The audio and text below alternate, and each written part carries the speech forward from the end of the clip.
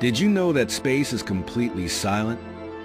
Unlike Earth, where sound travels through air, space has no atmosphere, so sound cannot travel.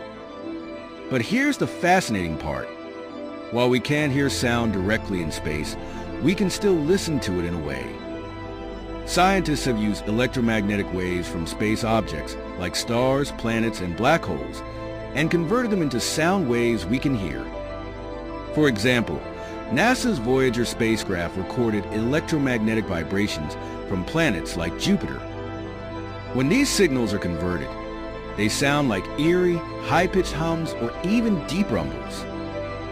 So, while there's no true sound in space, we can hear the universe in a completely unique way, giving us a cosmic soundtrack to explore the universe's wonders. Isn't that amazing?